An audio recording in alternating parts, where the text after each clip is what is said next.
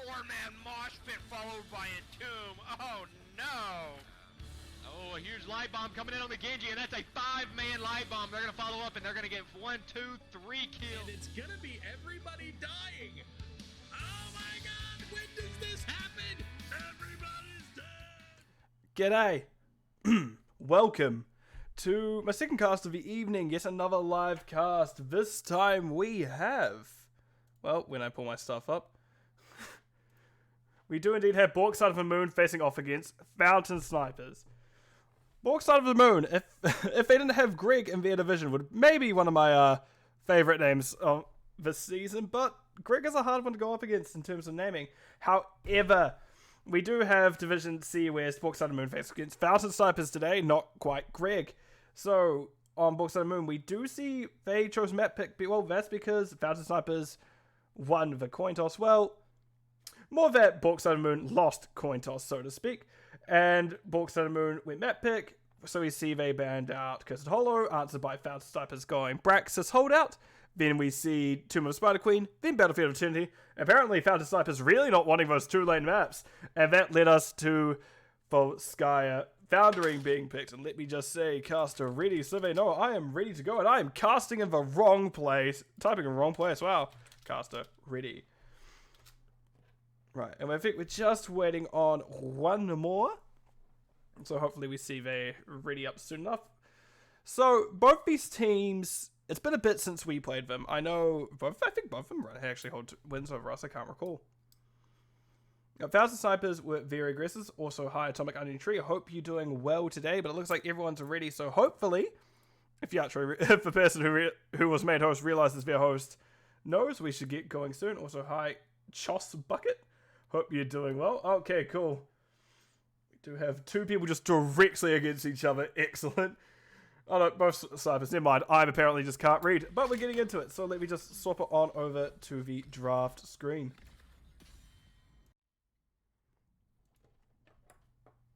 So, Fountain Snipers first pick. I imagine we're going to see Phoenix banned. What a surprise. Could at least left like a little bit of drama, but to kind of just tell, 10 is like the Phoenix one trick. There is no one who I know who has played Phoenix more than him, but we see Phoenix Hogger banned, which two pretty safe bans, pretty like straightforward. I don't know if Hogger is, I guess we do have the Siege Camp top, but we do on the other side see Chromie and Joanna banned out. Chromie, fair enough, it's a bigger objective. You can just poke from afar, just not wanting anyone to pick through.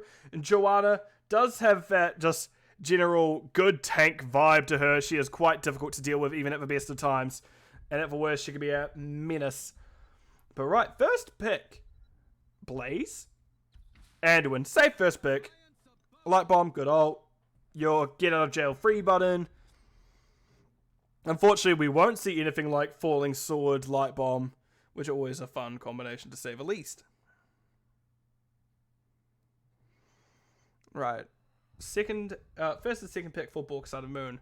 Maybe Tank, maybe Nazebo, because I know 10 usually reverts to the Nazebo if they can't get Tasta. But no, we see Hanzo and Blaze, so yeah. Not quite sure if that's for Tank. I can't remember who the tank player is for Bork Side of the Moon. I think it's Matlock. So probably main tank players, but can still switch it up thanks to how tournament draft works, and you can just switch heroes at the end. Pick 2 and 3. Tank damage. Imagine offlane is last. Sorry. We see Junkrat picked up, and Gazlo. Actually, we see the offlane getting picked up before the tank. Are we going to get a tank ban here from Bork Side of the Moon? I'd imagine so. Just because there's already such a limited pool of tanks, you may as well choke it out now while you can. Especially because you potentially have your own tank. I'm not certain about that. I need to double check everyone's roles, but it's definitely something where you can threaten it.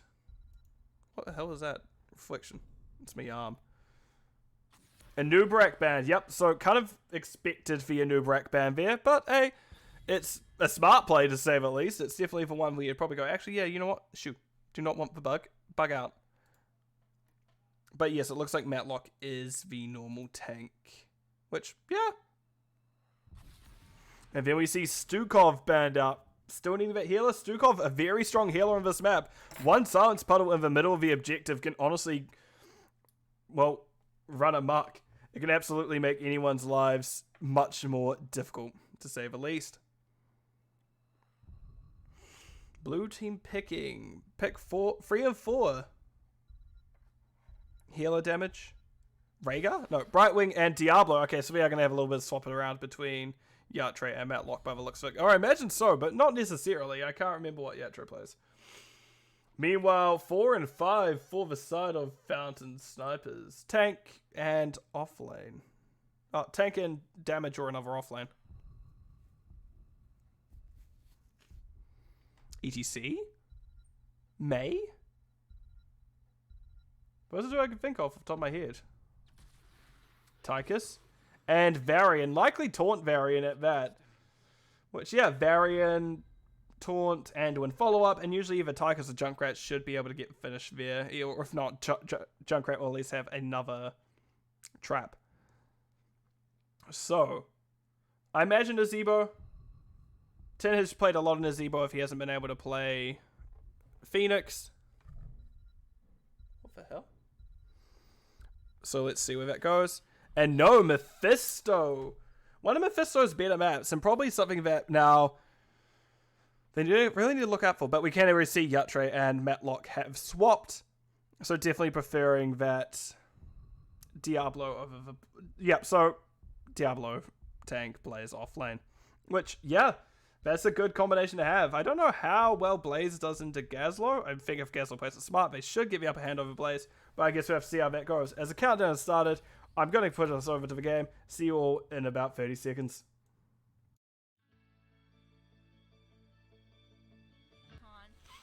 Oh, a swap.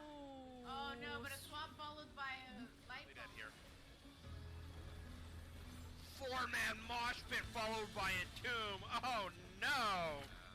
Oh, here's light bomb coming in on the Genji, and that's a 5-man light bomb. They're gonna follow up, and they're gonna get 1, 2, 3 kills. And it's gonna be everybody dying. Oh my god, when does this happen? Everybody's dead.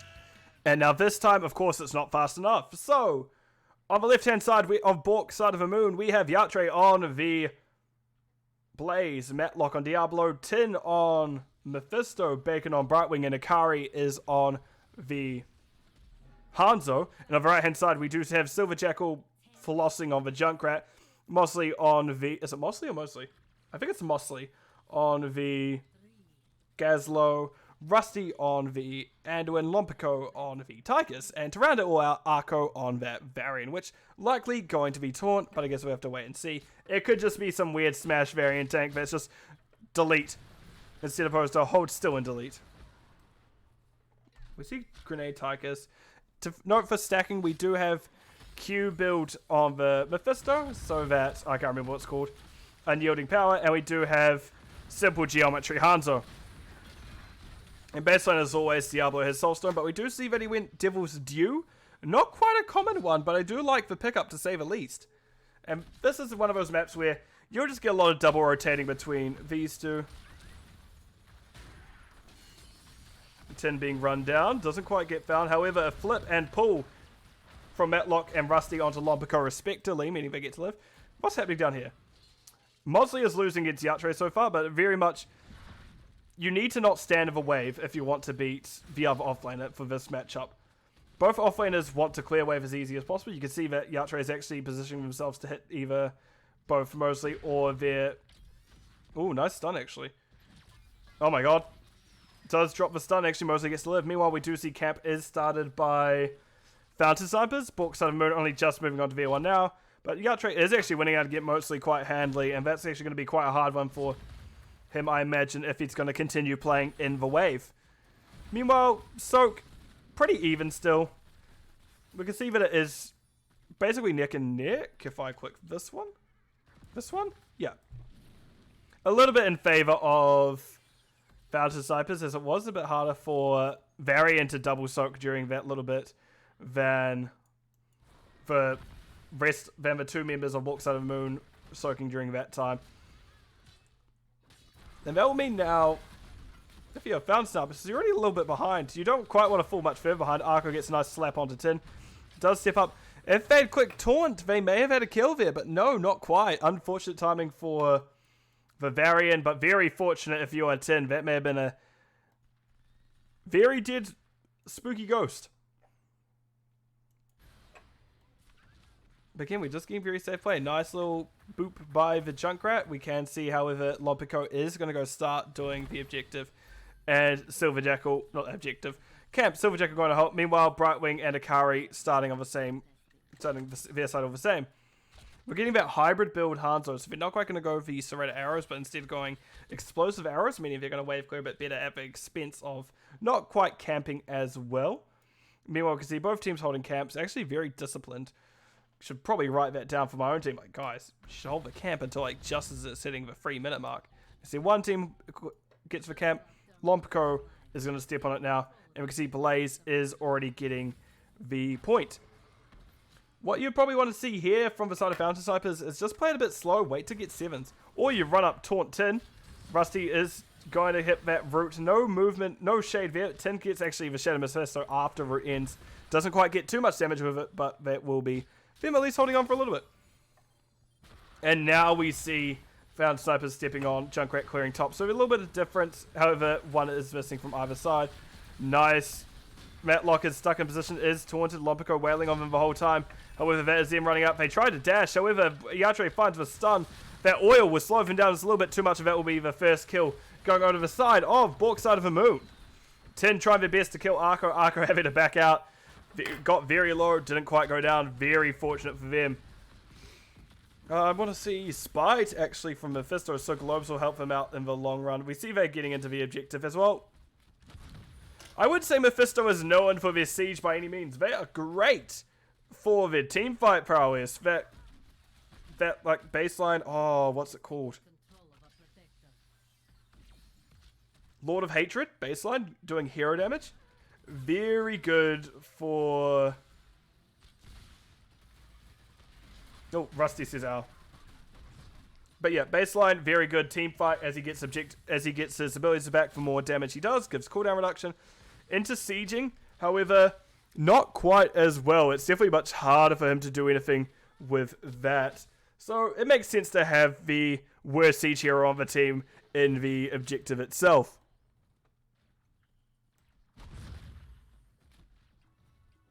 Good clear coming out from Fountain Snipers, just making sure that objective can't get away with too much. But they really do need to watch this bottom, as now that's open. This is kind of considered for win condition lane at this point. We do see a nice taunt coming out from Arco. Arco being forced off, however, by Matlock. So not much happening there despite the abilities being pushed. And I've got start prediction. Heck. You know what? It's probably still the right time. So we have Bork and Sniper. Bork Sniper. There you go. You have 2 minutes to do that. I was late on it, but oh well, I remembered eventually. Right. We do see an aggressive invade coming out. We do see Tin is stuck. Does get taunted and flipped in. However, nice charge by Matlock. Tin going to be holding on for long enough. Does use... Oh, cheeky. Did use the E to go in. However, is able to get back out after stealing a turret and placing it immediately. Nice play by Tin there. And phase shift on Vade can keep him alive long enough. Well, actually, the Shade of Mephisto kept him alive long enough for the... My god, my words. I'm just failing today. Kept alive long enough for phase shift to go off. There we go. That's what I was meaning to say. It just took me 10 years to actually say it. Nice. So, we do see heroics are now picked up. We do see this...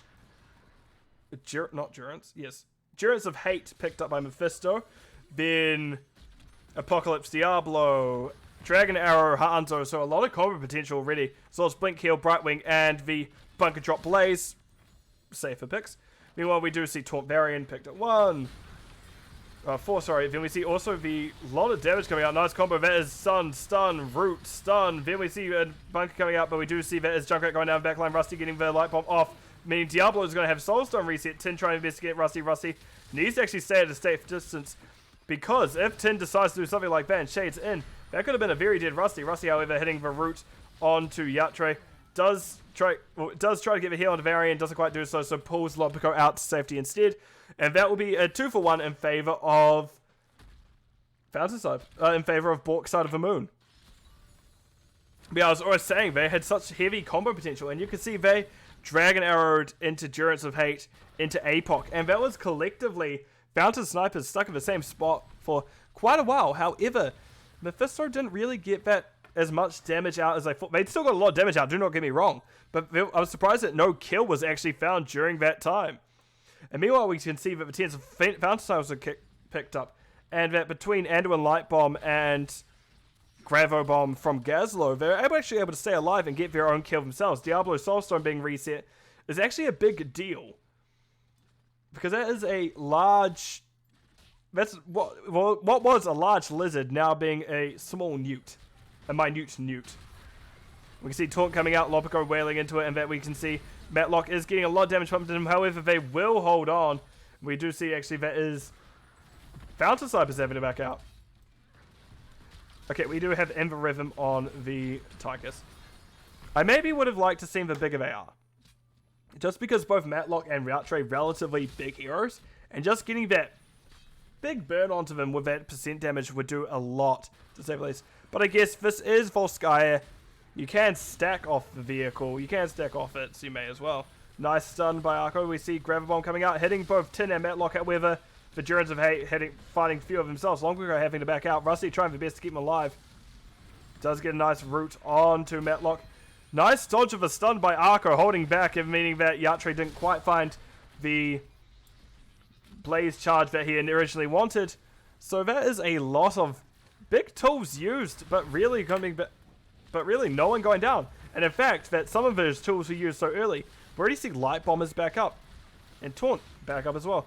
Meanwhile, we do see a lot of damage coming out from Tin, but by the feels of it, that means he is the cooldown reduction on Heroics at 13. Indeed, he is. So the more ability damage he does with those Qs, with those Ws, and even with E if he chooses to land on top of someone with it, the more Durance of Hate we'll get. You can see Urias it back up. We can see there's a nice APOC. We can see then the follow-up by the...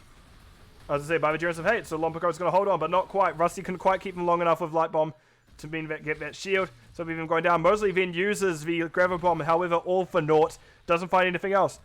And that is now a convincing fight win over to the side of Bork, side of the moon, as they will get this second objective in their favor. However, we do see they are backing out. 10 getting objective first, and I imagine it may be Matlock in as well. Because Bacon just does have a little bit better escapes, and will choose to probably use them as needed. We can see objective is slowly making its way downtown. Went for the big punch with the two arms, but was cancelled out. Because, well, that minion died. Which I did not know that happens.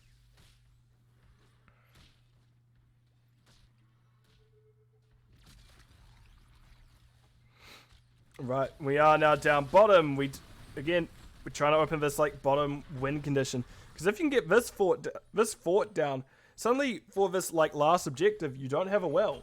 You can actually pretty heavily push into here with that keep with the objective, but we can at the moment just see the Protector is dancing, not quite wanting to full commit.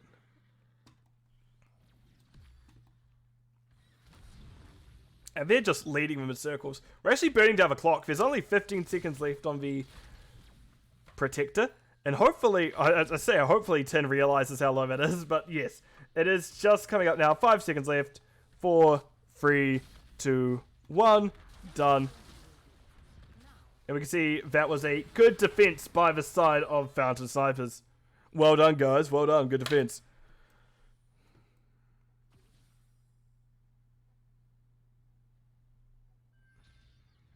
Good camp take by the side of Fountain Snipers. Excellent scatter, doing actually a lot of little splash damage. They do have Piercing Arrow now, which is a very important thing to note. That Piercing Arrow can do a lot. And also interesting that Mephisto has chosen Static Field.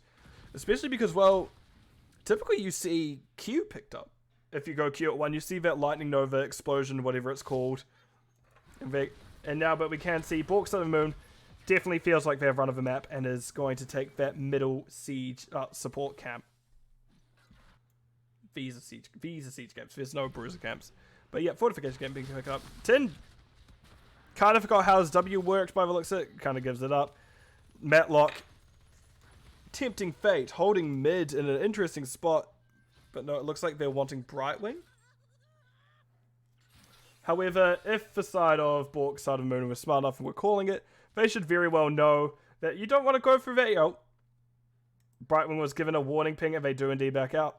Meanwhile, we can see Matlock and Yatre suddenly pushing in a bot. Mosley actually walking in a spot. Yep, nope, they decided maybe not the best direction to go. Does dodge the Durance. Nicely done. But all the while, that fort was going down. Yeah, sure. If 10 was maybe hitting it, they would have gotten it. But it did go out in the end anyway to those minions. Nice kind of bit of patience by the side of Bork, side of Moon, and not selling out for it, because definitely do not want to sell out for that.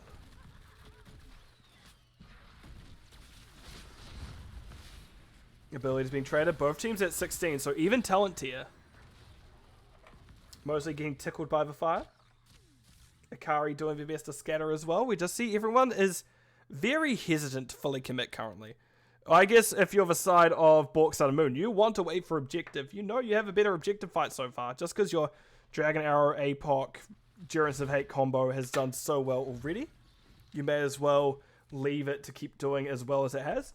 And if your Fountain Cypher, you're like, actually we're behind, unless we can catch someone out, we don't really want to take a fight, and they're just very much sticking to macro side of things. However, there is that objective. Keep in mind, these are one of the longer objectives to take. It takes about 50 seconds all up to get it, provided there is no delays or anything like that, or there's no overtimes or whatever they call it. But we can see that Bork, side of Moon are actually playing a little bit patient. We're going, maybe we just want 20s? Oh, Silver Jackal is a little bit out of position. No one's going to capitalize on that, though. They do leave him be. I wish my microphone arm would stop moving up. And there's a big fight we need as Dragon. However, that is a big turnaround of what could have been a very good combo. Diablo actually gives first one to go down. As we did see the kitchen sick was from there. Mostly his next low. Arco actually barely getting that siege camp. Yatre actually grabbed it, and that is both tanks down. Then we see the damage down for Fountain Cyphers. And now that Mosley is on an island, very not the best place. But they're at least hugging him. And actually Hanzo takes down Anduin after all that. And there goes the Gazlowe. Which, yeah, Fountain Snipers did have a good start to that fight. They managed to survive the initial onslaught that was the combo. However, it left them a bit too weak by the end of that to really kind of hold it together. And we actually saw everything being thrown out. And it was just Junkrat, the lone survivor. Brightwing dealing with top camp now. We can see that Blaze is going to see... Yatre, that was pretty dang close to going over the wall, mate. You are lucky to be alive.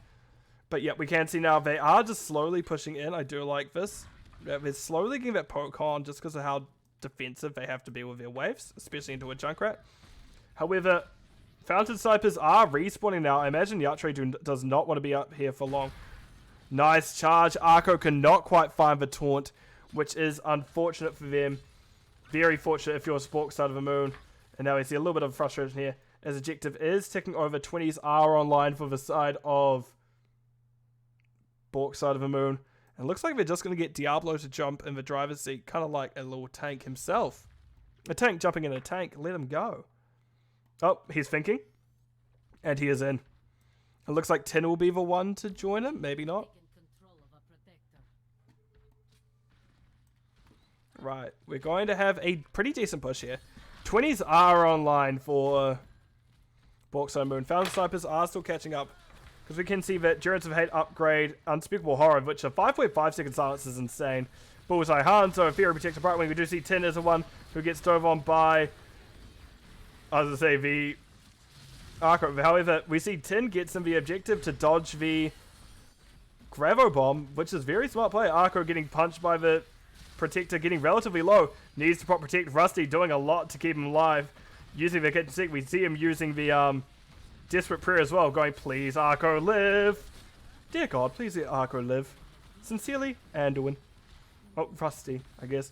But that fort barely holds on. The siege of Bork, side of the Moon not quite be able to get it down, but they do want it. You can see they are hungry for that fort. The other things I meant to know is Fury Protector, Enhanced Bunker, and Bolt of a Hellgate on the Diablo. And that will be that bottom keep now down. So that is the win condition open for Bork, side of the Moon. They know where they need to go. Mosley, however, knows they need to go anywhere except back downwards. Matlock does pop APOC, however, they don't quite find anyone. Arco tries to get a little bit of a slap onto Tin there. Tin, however, not buying it. Wants out. He's like, no deal, mate. Just jumps on out. So, combo is at least a little bit of a combo basically up. We do see Dragon Arrow. We see that Durance of Hate all the way back up. And imagine we may see it coming out. Nice Durance. And we do see that there's going to be a lot of damage coming out. Rusty, however, pulls Arco. Matlock had to use the Hellgate to try combo there. And with that one Anduin pull, it cancelled one ult. A nice flip by Akari there. We see that was actually, however, a full reset on the Riptire. Brightwing blink heals out immediately. We do see Gravel Bomb trying to find Matlock, however, didn't quite do it. Bunker drop used. And there's Riptire finally going down. It was actually killed there. Or killed is a loose term. Destroyed. And actually Hanzo is the personal force. Junkrat able to find that kill. They're actually pretty stacked on that. I didn't even note that. On the Taser Explosion build. So they're doing a lot of extra damage on that fourth Junkrat grenade. Which I imagine was just found out by the Hanzo Akari themselves. Right, now we're getting both his camps taken. Diablo, maybe not known for his camp clearing capability. Yatra actually is the one in danger. Scouts the side of Fountain Snipers. Goes, you know what? Take the support camp. Don't want it. Don't want to dive here. Not for me, mate. Not for me. And we do send him back out to safety. Not really wanting to go down. 22-20. We're getting into roughly the 20-minute mark by the time the next objective is called, I imagine. And we can see Yatre is doing their best to keep, kind of soak up and keep them with an experienced lead. However, everywhere they go, the side of Fountain Snipers inadvertently don't seem too far behind. But looks like mid protector again. This very much could be the last protector of the game either way, depending on the kills. If Bork Moon either gets 1 or 2 kills, it very much could be the last. But if Fountain Snipers kind of need 4, maybe even 5 to end with it.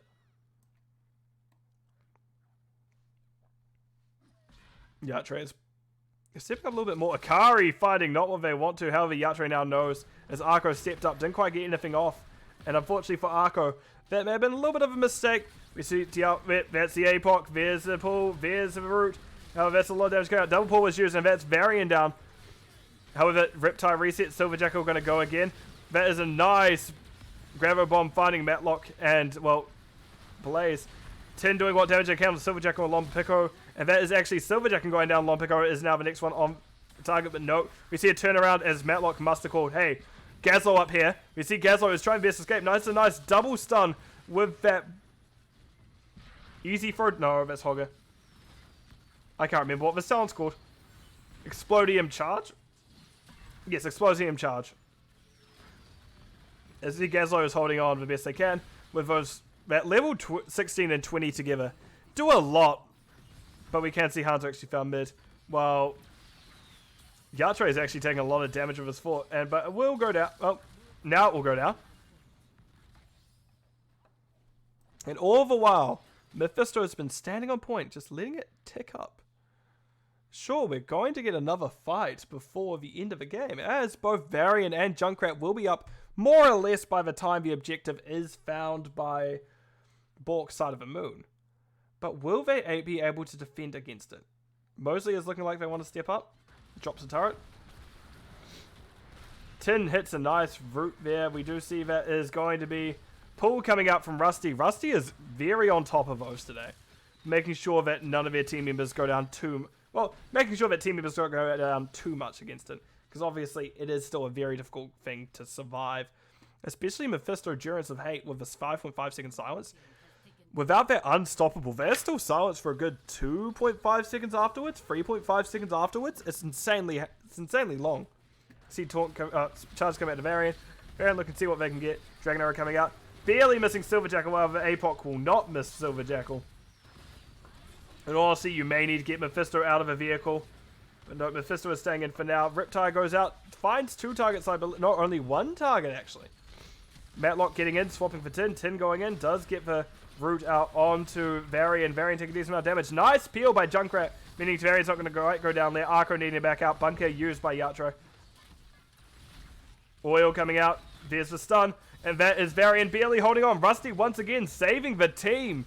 Rusty is earning his MVP. Rusty is very much earning MVP today.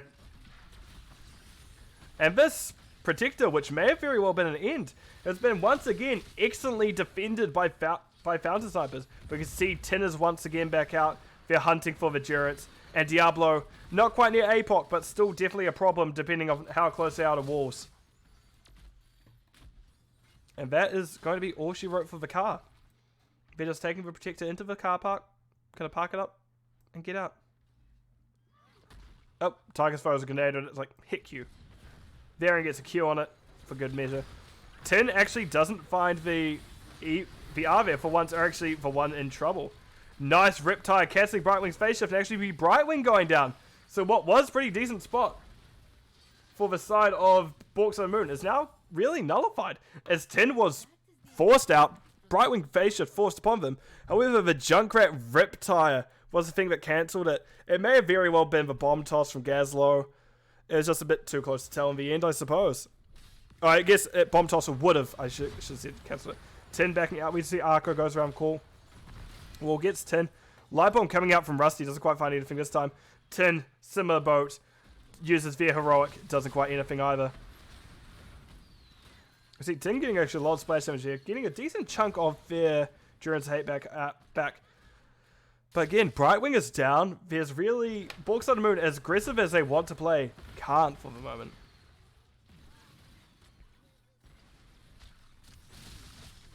Right, they know where we are. Keep in mind, Brightwing, when she's up, will have phase shift. Tin getting a decent amount of damage out. Nice little bit of Q. The side of Fountain Snipers does actually have problems on their core. Matlock, considering going in, does get taunted for the efforts. There's actually a lot of turrets down. Nice Dragon Arrow, nice APOC. But we do see Matlock is the one getting relatively low. They're holding on as long as they can. Will go down. We see Gravo on point. Mosley does use it, but will not. Well, actually, that's a very good one to use. Yatre dodging the bombs. We do see Lopico doing what percent damage they can. Charge coming out. Mosley barely able to get out. Thank you to that taunt from Varian. The splash auto attack from Blaze not quite hitting them. However, Arco is the one in danger. Polymorphed will not go down. No, Durance catches him right at the very end of it. And that will be the tank going down once again. And then we see that is Tychus to follow. And now we have a 5v3. And it looks like Bork on the Moon is deciding, you know what, bottom. And yeah, they can end here. This is a... We're 24 to 23. Brightwing polymorphs of Riptire. Riptire can't quite be popped when it's like that. However, we do see that Silver Jackal did get a reset. Good positioning by the side of... Oh, Bacon, you're in trouble. It's a good position by the side of Bork on the Moon, but we do see that Gazlowe is found by that. Durance of Hate. Tin denied for damage that he can get. I keep my course at 45%. I didn't even realize that. I guess the... I guess the siege camp... Not siege camp. Catapults did a lot more than expected. But we see bunker is dropped. See it's starting to burn. The core is actually at 10%. But it's actually holding on a lot longer than expected. But we do not see it lasting too much longer. Sure, that was 2 heroes going down for Bork on the Moon. That is the first map of the series going over to the side of... Well... Bork side of the Moon. As Fountain Snipers couldn't quite hold them out too much longer.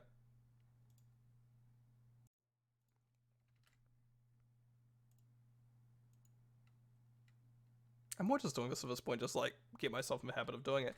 But we do see here, definitely kills in favor of Bork side of the Moon, but actually pretty close. That Gravel Bomb did very well to help interrupt the Bork side of the Moon's combo, so to speak. As it kind of had to force him to split after wanting to all in. So I did like that pickup. To look at how we did though, Blaze and Gazlowe, pretty even siege considering how far through they were, but it was in Blaze's favor with 240. Soak even closer, about a 3k difference, slightly in the lead of Blaze with 31k to compared to 28. Hero damage, Mephisto did a lot, but Mephisto is known for his team fight capability. Junkrat, however, not too far off with that bomb build. So hey, they did well all the least. Healing, Brightwing, Anduin, so close to each other. Literally just more or less a K in it. Really not much at all. And I'm just going to keep an eye on the chat now because I don't know when the next map is going to be. So let's have a look at talents. No, that really does just show on the side, does it? Wait. Cool. It cuts out my number. That's very good to know. Anyway, in terms of builds... I don't know Mephisto well enough to really comment much more on that. Hanzo makes sense. Brightwing, yup. Blaze, love that Blaze build. Maybe not the biggest fan of a charge, but definitely a fan of that Blaze build. Diablo, interesting to see Devil's Due picked up, but with W build, does pretty well. Taunt variant. Yep, that is a taunt variant. Tychus. I do like the pickup of, I think, a Seasoned Soldier? Relentless Soldier for Tychus, where you get 30 armor upon being stunned, which, into what Bork Side of the Moon were running. Yeah, absolutely. You do not want to eat all that damage at 30 armor.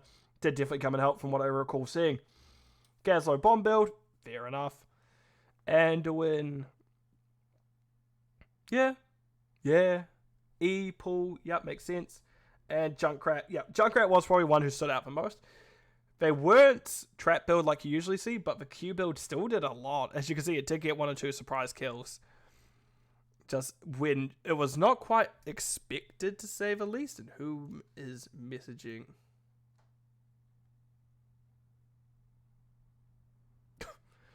Okay, interesting thick message to read, but it's alright. So, let me just throw it onto the map view screen. I realized I clicked the wrong map, huh? Let me just cut it on over. And it was actually Volskaya. However, I accidentally clicked on Tomb of the Spider Queen. So, what do we think next map is going to be? I imagine Fountain Snipers are going to choose first pick. I think that's a relatively straightforward pick. Like, yeah, cool, excellent, take it. But, what map? I nearly clicked the wrong field. I'm like, oh, there it is. But no, there was someone who just happened to message me at the same time.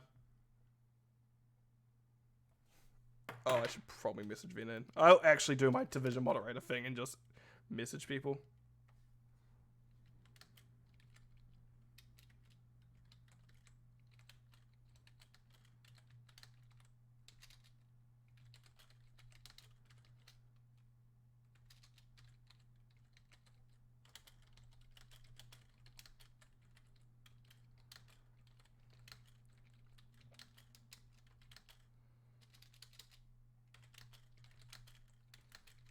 I have to respond to these.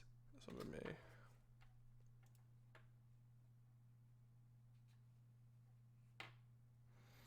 Right. I don't know. If we get Volskaya picked first.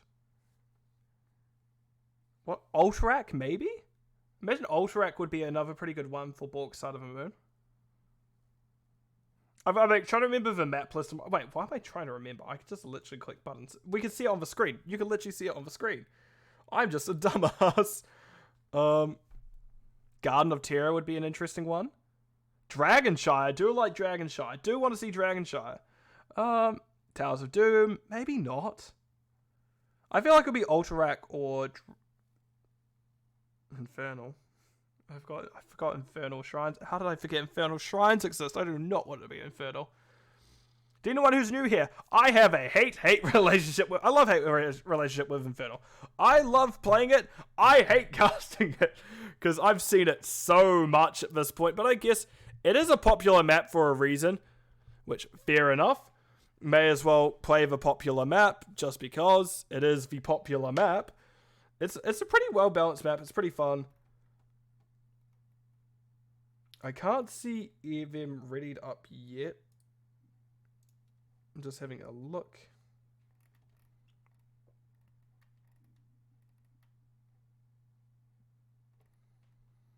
Are they in a lobby? That's my question.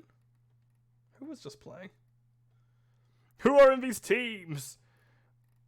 Let's have a look. It says everyone's available. So it looks like we are still just going to have to be a little bit more patient. But let's say Fountain Snipers... Okay, I'm just going to like Fairycraft at this point. Let's say Fountain Snipers chooses map pick. They obviously don't want to fight. They chose bigger maps, so we may actually they may go Garden? No, they're still fighting on there. I don't know. I don't know what great options they have. Maybe Towers of Doom. Maybe Garden of Terror. Those are kind of the two main things I can think of. Because those are at least two maps where you can kind of... Or at least, I think Garden Terror may be the map from Fountain Snipers if they so choose. Let me just click on buttons in the background so you can hear me absolutely just going places.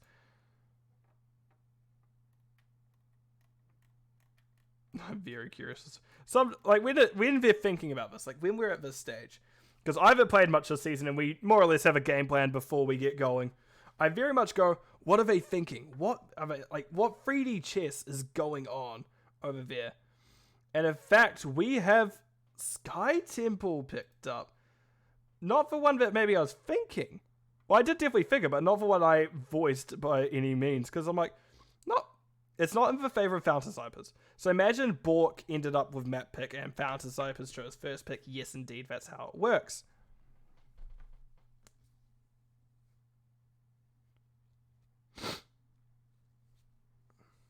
And now I get moved to Observer. There we go. So everyone's just going to be trickling in. I imagine we see the same bans from both teams. Both teams seem pretty confident about their bans that first time around. So imagine once again we're going to get Phoenix ban. We're going to get Joanna. We're going to get Hogger. What was the other first ban? Shoot. What was the other first ban? Does anyone remember? I don't remember. This is my stream. I don't remember anything. Again, I have goldfish memory.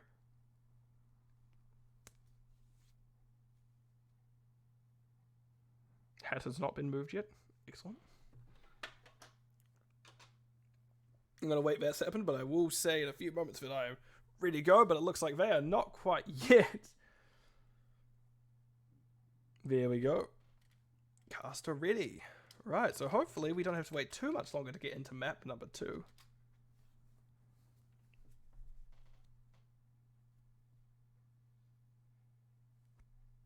Oh god, what just happened there? I just heard something hit my window and I saw... Was it a bird? Sorry. I'm, again, very easily distracted, like a dog this time. But looks like we're just waiting on the last group to say ready. It looks like we should be in shortly. So when it comes to the objectives, I think if the side of Bork Sun and Moon plays how they did this time, they will have the advantage there. But this is a map where you can kind of get away with a little bit of strong macro choices still. And that may suit Fountain Snipers a bit more.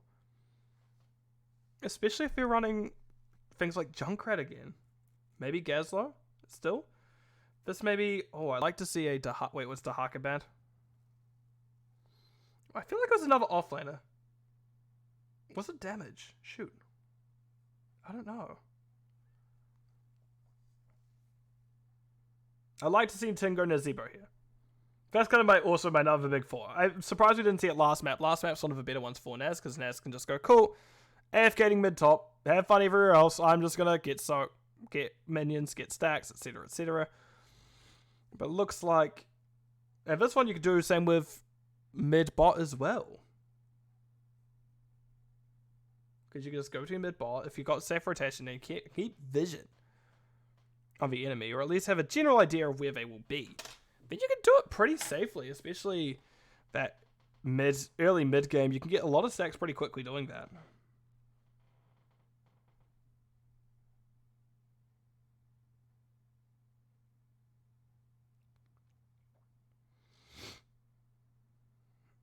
Right.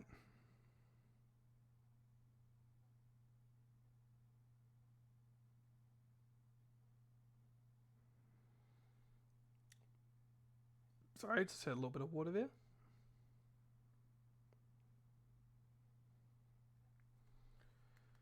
It also looks like there... Wait, have there been changes from the last map? I can't recall. I really should take more attention and write things down. Also, hi, Tiger Games. Go team. Yes, indeed, go team once we finally get into it. We're just waiting a little bit longer by the looks as someone is having a little bit of issues.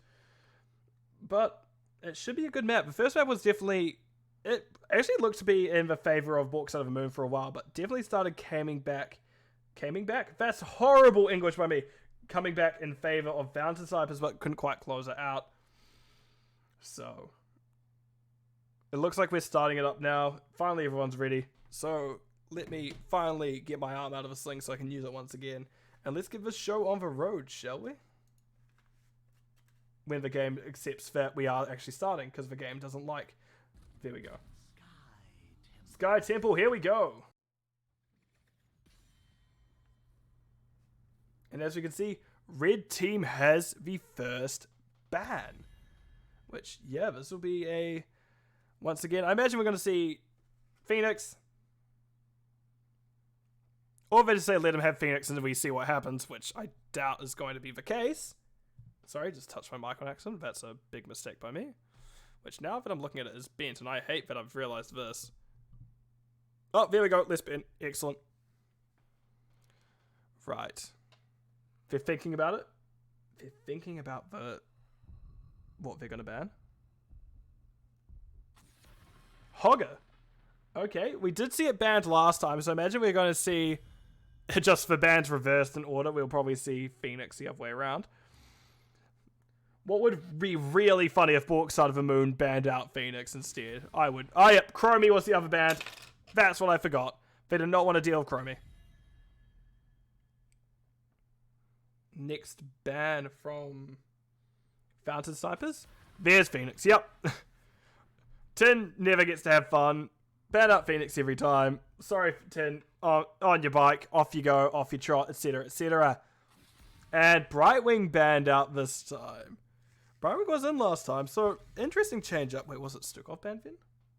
No, either way, we did first pick once again over to Fountain Snipers. Are they going to pick Anduin first again? Because that was a pretty safe first pick. Oh, Joanna actually was the one banned last time. Is Arco going to go Joe? They're left with this decision of which one are we picking. But no, we see Rusty chooses Anduin once again.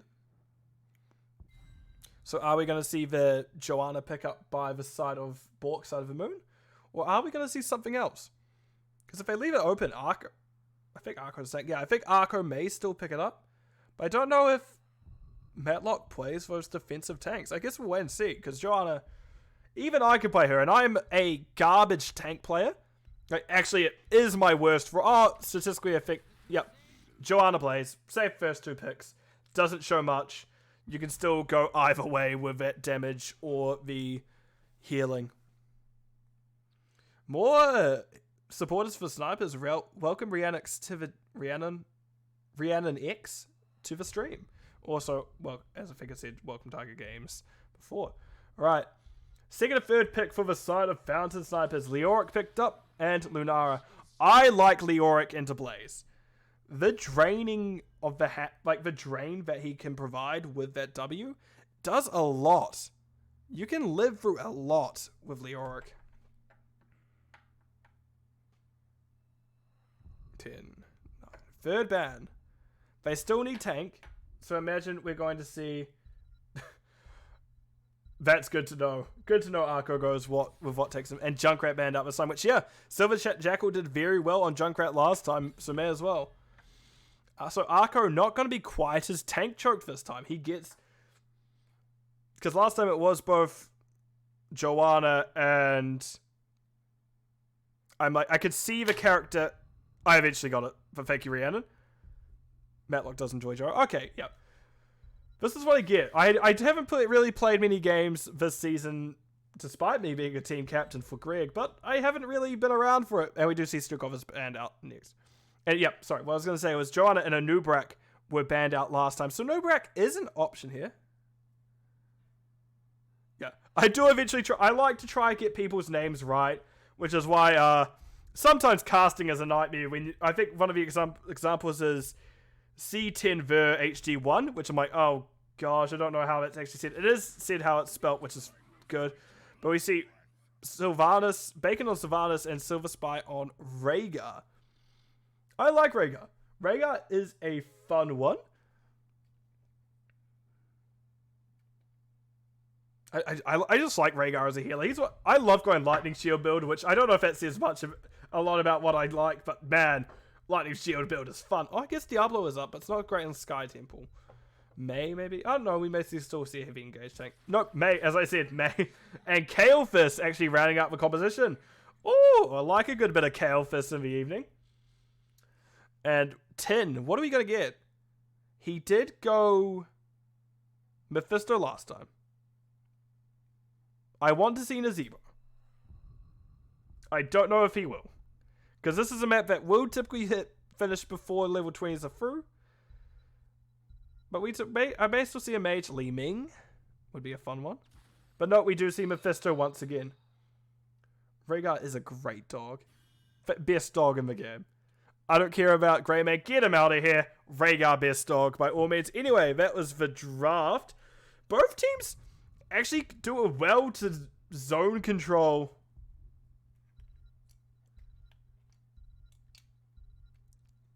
Yeah, I was going to say, Bork on the Moon can actually zone control really well. Fountain Snipers, maybe not as well, but can still do very well. But let's go to the end of the game, and we'll see how this goes.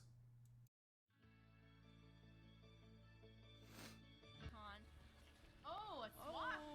Oh no, but a swap followed by a light bomb. Here. 4-man mosh pit followed by a tomb. Oh no! Oh, a huge light bomb coming in on the Genji, and that's a 5-man light bomb. They're gonna follow up, and they're gonna get 1, 2, 3 kills. And it's gonna be everybody dying. Oh my god, when does this happen? Everybody's dead. So, starting off with the side of Fountain Snipers, we have Arco on May, Silver Jackal is on the Kalephis, Rusty on Anduin, Lobpico on Lunara, and Mosley is on the Leoric. And on the other side, we have Yatre on the Blaze. Then we have Silver Spy on the Rhaegar, Bacon, Sylvanas going for that early cheese, Tin on the Mephisto once again, and Matlock on Joanna this time, which was banned out by the team last time. And as you see, yep, they're going cheese. I'm also starting prediction if anyone is willing to bet valuable points, which they're not that valuable in all honesty. I don't have anything like funny or major to pick up. I mean, we've seen Tin play Naz a few times this season. Quite a few times this season, actually, one of his more play ones. Matlock actually stays around a bit longer than expected. Does have the Iron Skin, so they're fine. And does keep backing out. Tin actually took a decent amount of damage. Poison and the Living Bomb did a lot. Rusty actually is now looking to be the one in danger, but does back out. And yeah, I do at least try to get names right, Rhiannon, because I know how my name was very confusing before I changed it to V-Line Bust. It was very nebulous, and not many people would get it right, so here we are with a consistent name that people go, okay, yep, I know what that is. Oh god, nearly knocked things off my desk. That's a bad idea. Tin goes, oh, Tin takes a lot more damage than probably bargained for. Rhaegar barely getting heal off in time for at least the bomb. However, the poison will be the thing that kills Mephisto, and Tin goes down just like that. We can hear the totem going off, but no one going to be in its range. So let's have a look at talents while we get people just doing camps. So zoom all the way out for that. Once again, we see Mephisto going stacking that Q at level 1, and actually we see. Ooh, we do. I just want to point it out just because she's so versatile. We do see that percent damage on the Sylvanas at level 1, which would eventually do a lot into things like Arco and Mosley. However, Arco does have those blinds which can help him out. Tin getting out of danger once again. Silver Spy actually purging Tin, making sure they're not going to get trapped. And on the other side of stacking, we do have Kalephis with those globes picked up on them. Matlock safely staying in a bush, not quite wanting to go down to anyone in particular.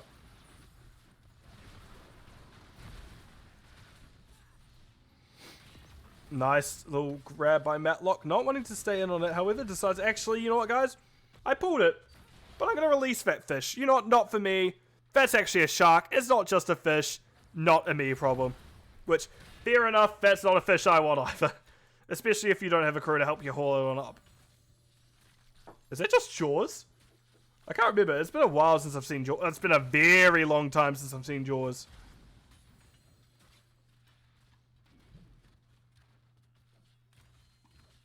And we can see now, I do like getting these camps before the objective, because you can put out a lot of pressure with them.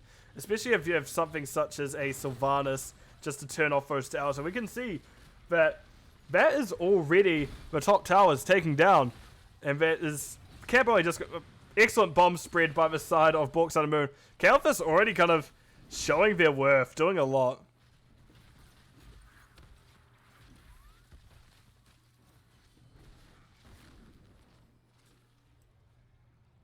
She-Bad says, Arco! Fair enough, Arco is doing well so far. We do see a nice stun come out of Matlock. Arco gets very aggressive into the wall and then drops the W. Maybe not quite how you need to do it, but hey, it worked out for them. We can see this camp isn't quite getting as much pressure as the one of... Okay, I'm not yelling Rusty as well. You can you could dream if you're going to do that one, but no, not quite. And we will have both camps down. And actually, we do see that it is Mosley backing out, and Yatre is now going to take over this objective. However, Mosley did get a lot of it already, a lot of that gate. But now, this is something that top Bork side of the moon is really wanting this one. Because we do see, actually, Arco is barely... Nope, they're not going to quite hold on. Anduin did not quite get the pull that time, and that is the tank. Arco going down. And actually, not even first blood, that's only the second kill of the game, as Bork side of the moon does comfortably take this... is now going to be able to comfortably take this objective. It's probably the better way to save it. I save it, but Silver Spy is taking a decent amount of damage. His team abandoned him to get wailed on by some sand golems. And there is that. I guess they're shrine protectors. I think this is the sand golem, technically. I think that's what this is called. Mosley is actually looking to be in a little bit of trouble. Takes a little bit of damage, but not enough to really endanger him too much, but enough to at least scare him off by using Wraith Walk. Meanwhile, we can see that Bork Sun and Moon are once again needing to defend top, but no found snipers decide to rotate down. Matlock and Bacon find a interesting combination running at them. Lompico barely misses that Q. Actually, I want to have a look. As we do again see that burst build, Lunara picking up, choking Poland at 7. You also can see Piercing Light Anduin and Subdue on Joanna to round up those quests. Once again, I'm just going to... Oh, that's entirely the wrong way. Let's zoom out this way. As both camps melted. He's still alive in my mind. Well, he hasn't... Technically, yes, Arco is still alive. Just... He's only just come back alive. Is probably a better way to say it. But... Calvus is actually getting pretty far through quests at this point. He's already 11 stacks of globes. Once he episodes 20, he will have a mana shield available to him. Arco goes for a combo onto Silver Spy and 10. Doesn't quite find either. Nice double root from Anduin. But Heroics are found first for the side of Bork Sun and Moon. We see Ancestral Healing, Rhaegar. We see Wailing Arrow, Sylvanas. Bunker Drop Blaze. Durance of Hate, Mephisto, and Blessed Shield, Joanna. Okay. Blessed Shield, very good setup. Very good engage tool, actually. So it'd be very much how well does Matlock use this is going to be kind of the big question of this game. But we can see 10s are still through. There's going to be coming in through for Found Disciples now. However, it looks like they're going to waste no time. They try to make sure that they can't get too much of it. Bomb spread by Silver Spy pretty well. Light Bomb Slide and Anduin. We see Matlock is going to get Pyroblasted. Jumps in the bunker so they will get to survive it.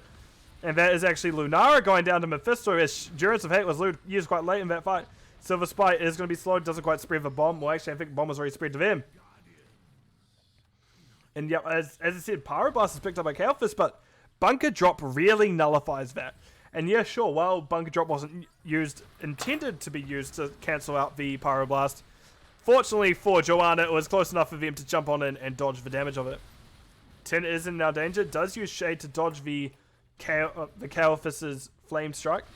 Nice charge by Yetre. However, even better reactions by Mosley as Mosley gets to back out to safety. Other things to note, we have Anduin Light Bomb, we have May, Ice Wall, Entomb Leoric, and Leaping Strike Lunara. Durance of Hate barely finding Anduin actually. Anduin taking a decent amount of damage in the process. Ice Wall coming out. Rusty goes down just before Q finds the kill. And that's not even a quest completed. Arco's the next one going down. There will be Arco soon to follow. Matlock with Bomb. Spreads it straight to Bacon. Hey Bacon, here you go mate. We're going to cook you real good. Here's a living bomb for your trouble. As I do love a... Oh, Durance did miss. Dang, I missed that one. But we can see they're doing pretty well at spreading bombs. So this Galfist is getting a decent amount of value is the funny thing.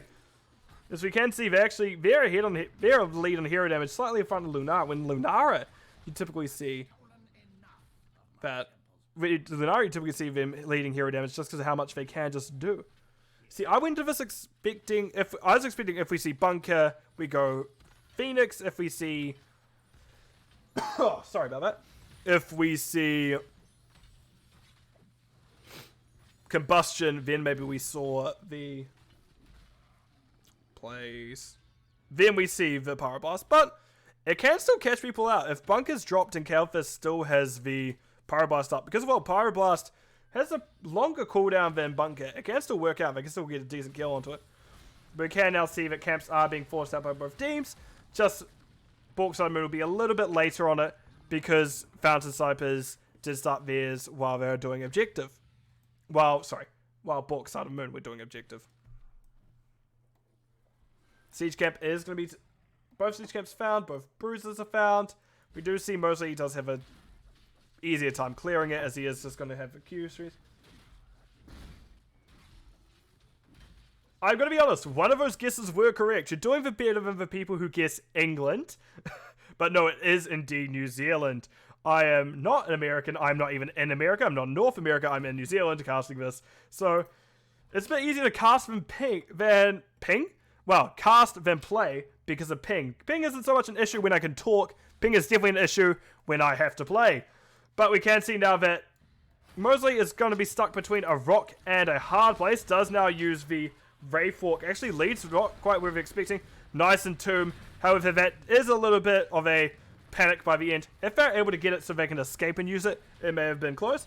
But as you can see, it only caught Bacon. If they're able to maybe catch the others with it and get out, it may have been good, but not quite there. But we can see that all the while that distraction was going on, Boss is picked up by Fountain Snipers. Nice play by them.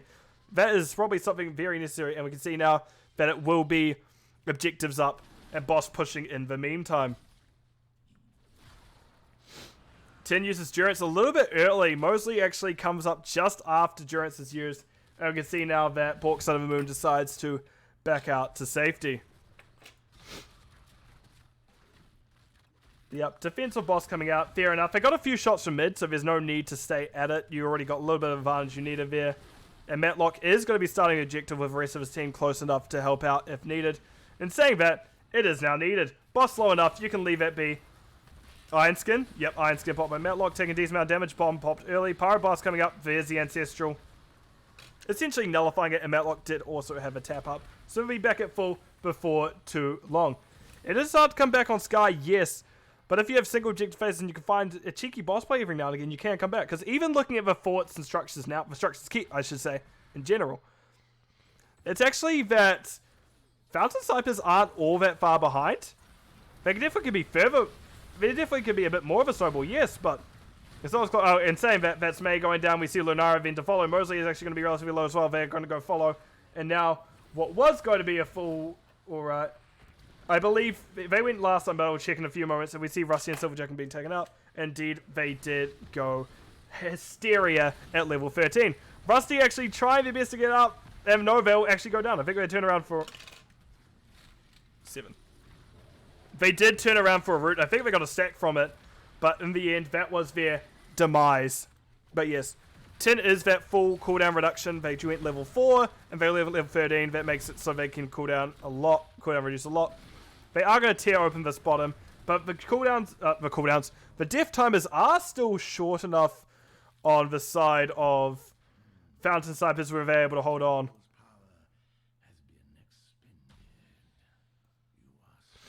Thank you for the... I don't expect comments or stuff, but thank you for that. But yes, it is inherently a snowballing map, and it very much... Bork Moon found an early lead, and they are going to try and keep ahead of it. And Sylvanas is something especially that also helps you snowball as well. Because you could just end up somewhere that the team of Fountain Snipers isn't expecting. Black Arrow or something, and suddenly that's a tower or two gone, or suddenly that's a fort gone. Right, we can see now... The side of Fountain Snipers are playing very safe at this point. However, the thing is, like, yeah, they're wanting to death ball, but Mephisto also wants you to death ball. As he just yeets a heroic into a bush, finds 2, but decides not to do anything of it, which, yeah, he's alone. Don't do that. Because I'm trying to think of, like, what can Fountain Snipers do to come back into this? I think they do need to kind of do a little bit of death balling and find a gank. However, with how Bork Side of the Moon's playing it, they're playing so close together where that may not be viable. So the other option, if they're just going to do this, because you can see they're 2x2, they're holding hands, making sure they're not going to go down, is split, get all the soak you can, play very safe, but stay split, and can try to freeze lanes almost, which they're not quite doing so. We can see there's a little bit of gank push set up by Matlock and Yatre. However, we're getting safe enough rotations from Fountain Snipers where that's not going to quite work out. And now we have another double ejector phase, and this once again is going to be difficult for Fountain Snipers to maneuver through this. However, if they do things correct, they definitely can come back with what they need. And I think they should be able to do pretty well.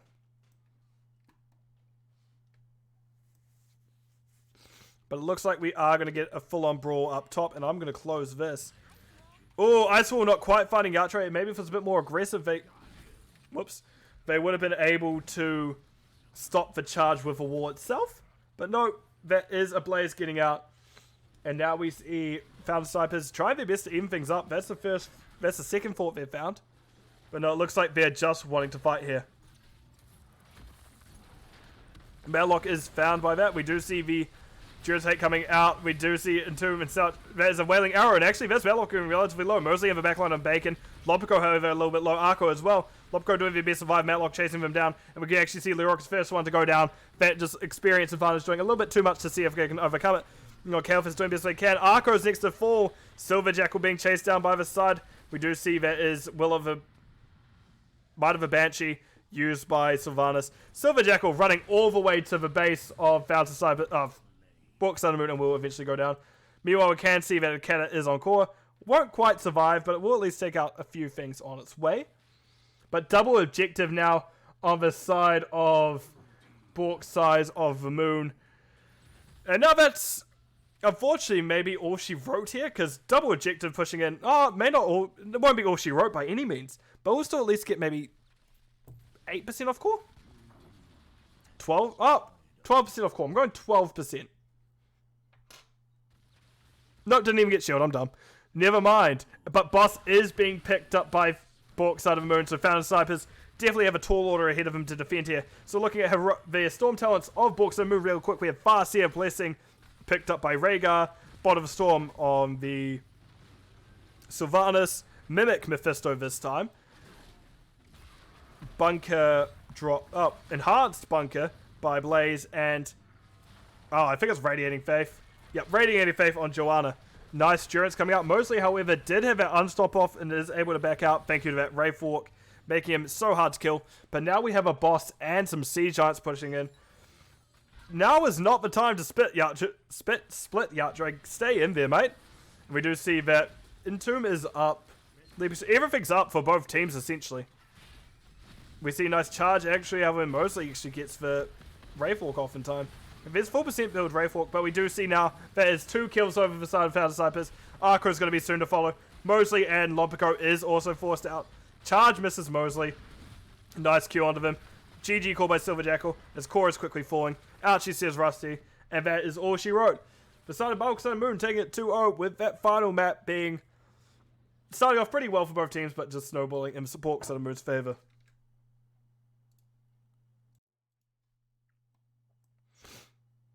So, healing, Rhaegar had the most. Actually, hero damage. Kael'thas actually barely edged out Sylvanas in the end, just by only 600-ish, 500-ish damage. Siege, very close between Leoric and Blaze. Leoric slightly in favor, as it was Found Snipers trying to play catch up due to the deaths itself. I have a ping. Why is that? Oh, it's them again. Cool. And I'll just make a message in DivC chat, because if they are so choosing, I may talk to one of them after this. We also Soak in favor of Leoric as well, but again, they were trying to catch up in the end. In terms of talents, oh my god, 10 kills on Sylvanas. Man, Sylvanas was there for it. But right, in terms of builds, anything that stands out in particular? Not really.